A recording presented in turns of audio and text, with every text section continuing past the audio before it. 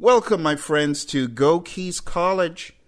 As usual, some of you have sent in great questions asking, what do I need to do on a daily basis to get to that level that you're at, Phil? Well, I'm still learning, but there's certain things I did along the way that helped me. First thing I did was practice all the major scales relentlessly until I knew what a 1, 2, 3, 4, 5, 6, 7, 8, 9, 10, 11, 12, 13 was on every key. So I practiced. I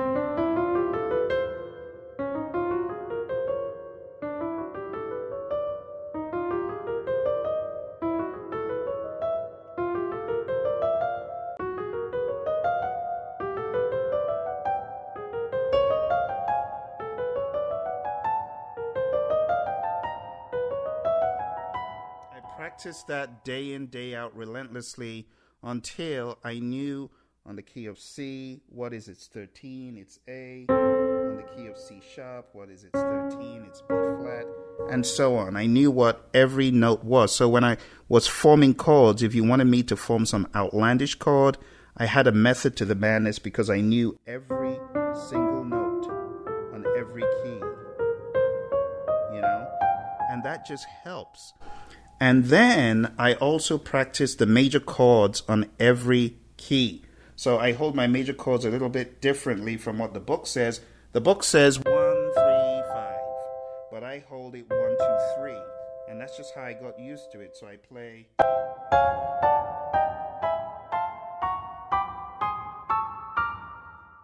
think I'm up an octave. Let me come back down.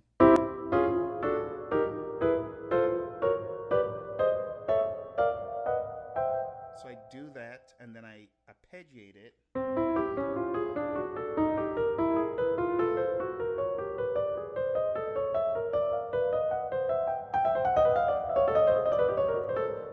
Quite helpful for a party trick of sorts.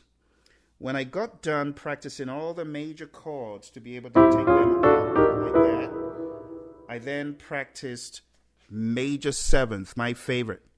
Major seventh chords are very relaxing, so I practiced all the major seventh chords like this.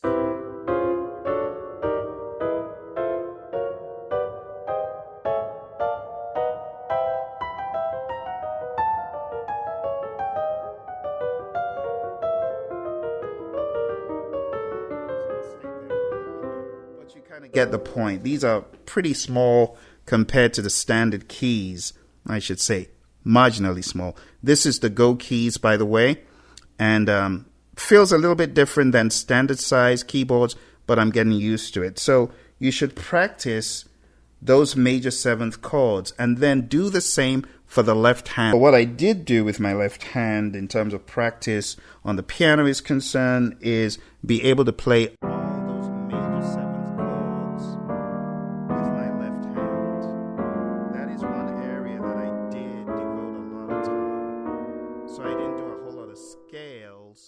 but I do know how to find my way around. But in terms of the notes in the scales, I can play all those things with my left hand. My right hand is much quicker when it comes to that. My left hand is almost as good as my right when it comes to the chords. And I'm always comping.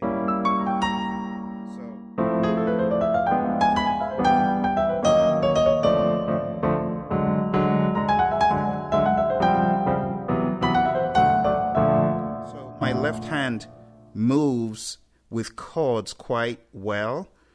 My right hand moves with the scales. And honestly, you need those too. But if you're playing classical, you can't get away with a crummy left hand. You really need solid scales. Very, very difficult dexterity kind of stuff. So I would advise, if you're looking to play more classical, find a teacher and really hone in on that left hand routine. But as far as how I got to where I am today, a lot of chords, relentless, and there are going to be times when your left hand chords are not responding. Maybe you left them too long and now you have a very crummy left hand when it comes to chords or scales. Pick it back up and continue. And then you can add a left hand for a chord and play the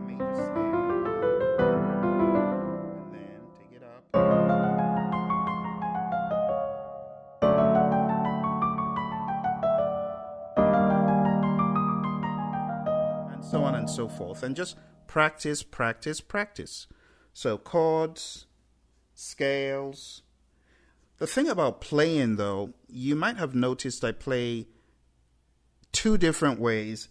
When I am comping with a bass playing behind me, I'm playing these block chords, as it were. But when I am not playing with a bass, my left hand has to go into some bass-like duties, and that makes me not play block chords. I play usually octaves, fifth, or ninths. So I could play.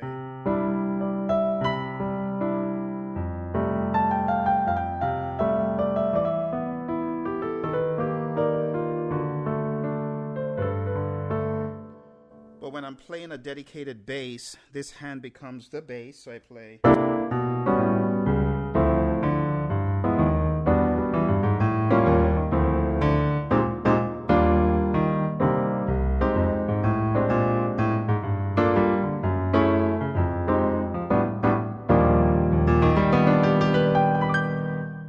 And then when I'm playing with the accompaniment, well, this hand is holding down as you.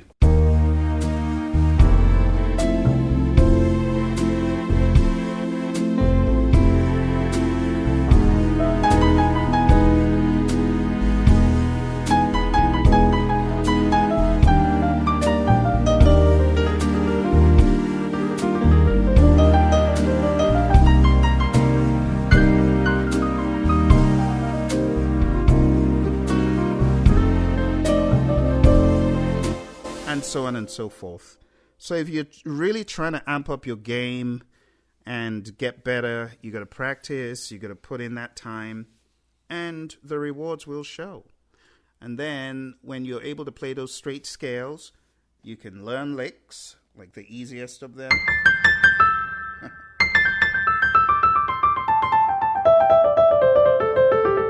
I learned that as my first scale I would play. I'll tell you to solo, the pentatonic scale. Then I started adding that one to it, and I can play it on a number of keys, not all as well. But it comes in very handy.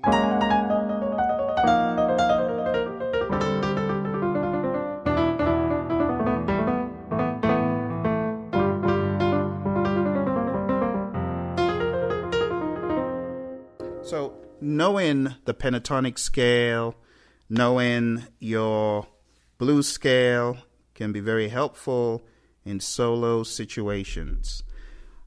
And other things like the chromatic scale. So I run it with my my third finger on my right hand first. So it's 3, 1, 3, 1, 3, 1, 3, 1, 2. To get when you're on E. So the E is the number 2 and B. So after the first run from C to B, everything else, the E and the B, are my number 2 finger. And coming up, my number 2 is on F.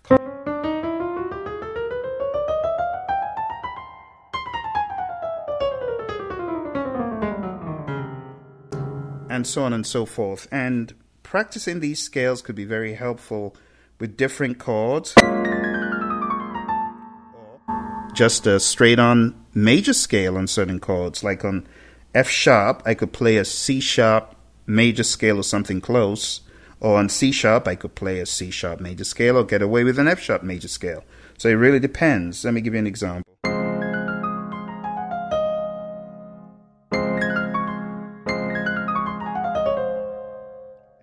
Sharp, because F sharp is the 4th on the key of C sharp, so I could play.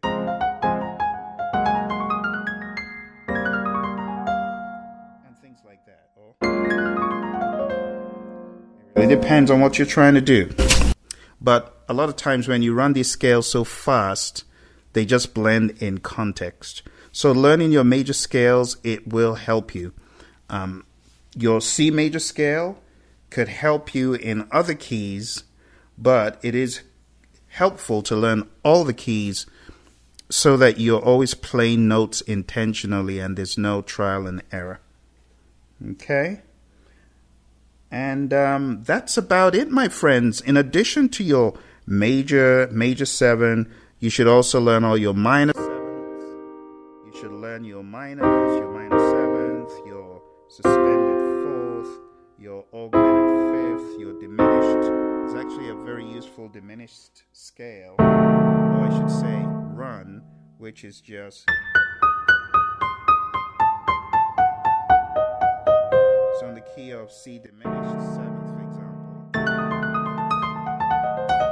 do something.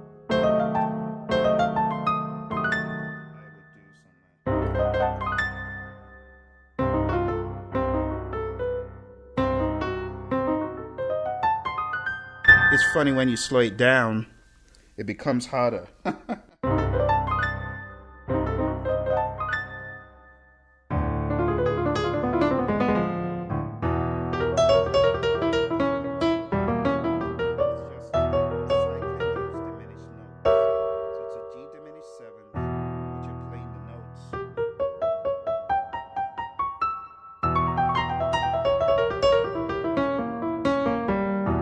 And there are actual diminished scales that could go with that.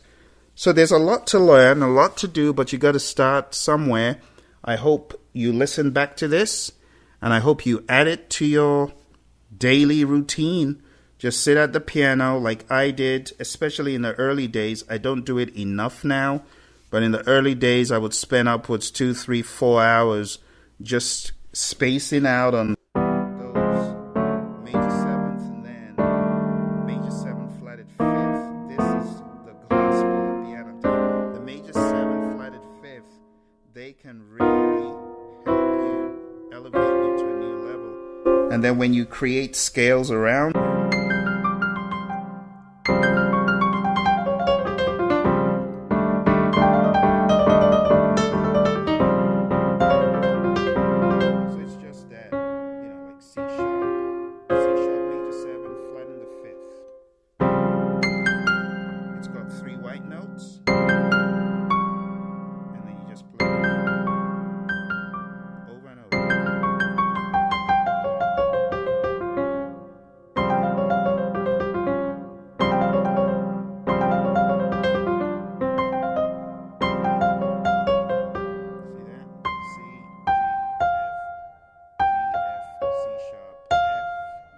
to F, not G.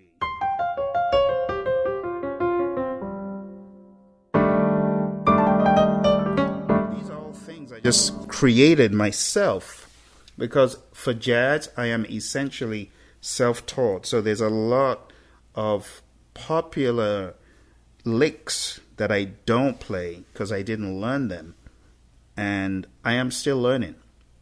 So everyone's journey is different. Some people, they could put sheet music in front of them and they just kill it. But I'm not one of those cats.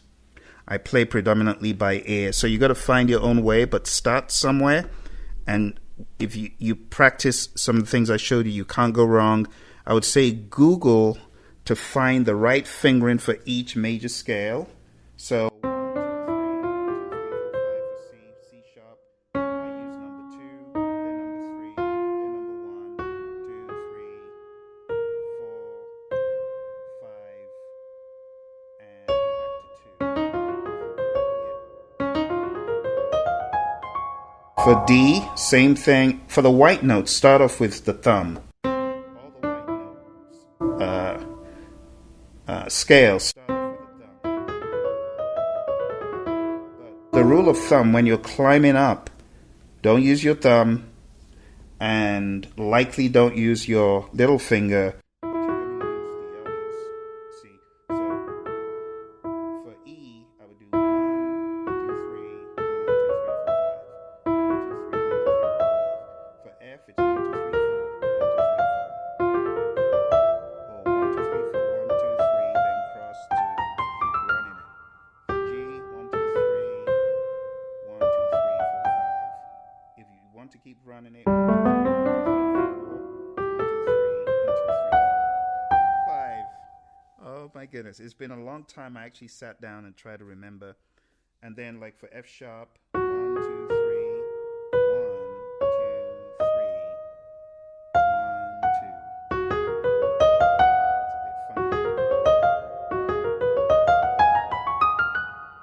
2. G sharp, 1, 2, 3, 1, 2, no, I beg your pardon, 2, so it's very strange.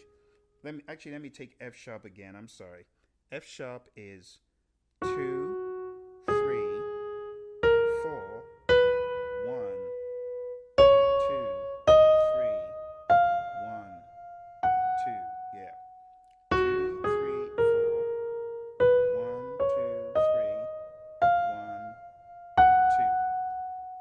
Yeah, G sharp, 2, 3, 2, 3, 1, 2, 3, 1, 2, 3, 2, 3, 1, 2, 3, 1, 2, 3. That needs some practice, I tell you. But spend some time. B flat is another awkward one. B flat, I start on 2, 2, 1, 2, 3,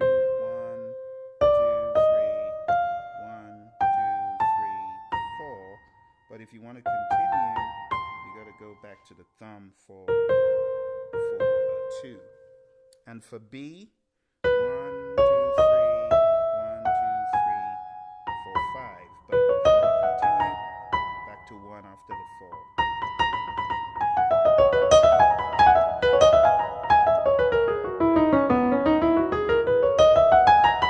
And do practice slow. You can speed it up, but you do want to practice slow.